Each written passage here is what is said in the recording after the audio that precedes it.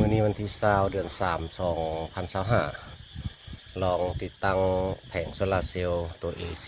DC ของ Handolo 750 วัตต์ซึ่งมาหาก็ไปเปลี่ยนมาได้โดนแล้วล่ะบ่ทันได้ติดตั้งมื้อนี้เรามาลองติดตั้งเบิ่งว่ามันสิถึกขั้นตอนหรือบ่ตัวนี้เขาสังเกตตัวนี้มันอันนี้มันเบื้องนี้มันไฟ AC เนาะไฟ220เบื้องนี้มันไฟ DC เนาะไฟแสงแดด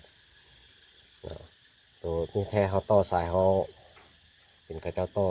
เนาะตัวนี้คือกันต่อจากนี้ตัวนี้มันแผงจากโซลาร์เซลล์เนาะตัวนี้สายนี่เอามาเข้าบนแบคเกอร์ของตัวแสงแดดนี่ตัวแผงโซลาร์เซลล์มาเข้า AC DC ตัวนี้มันสายไฟจากอันไดน้ำแล้ว50 เมตรเขาจะให้มาเอามาเข้านี้มาเข้ากล้องคอนโทรลนี้แล้วก็ต่อตามสายนี่แหละตัวนี้ก็แม่นไฟเจ้าสีเขียนใส่ AC ตัวนี้คือสายไฟตัวนี้มันขึ้นมาหา AC สำหรับตัวนี้มันสายไฟของ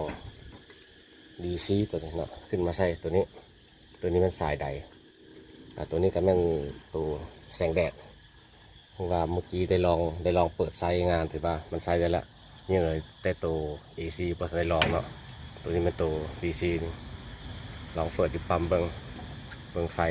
เริ่มขึ้นแล้วได้อยู่122 โวลต์ตอนนี้กำลังดูดน้ำเข้ามาถือว่าไซส์ได้แล้วตัวไฟแสงแดดนี่ยังเหลือแต่ไฟ AC นี่ถือว่าสิเบิ่งว่าสายมันสิเป็นจังไดพอมาใส่ต่อเข้าคาดว่าน่าจะดึงมาจากตะเกียงอยู่บนครัวพุ่นกลับมาเข้า2 สดนี่คือกันครับตัวแสงแดดนี่แหละคิดว่า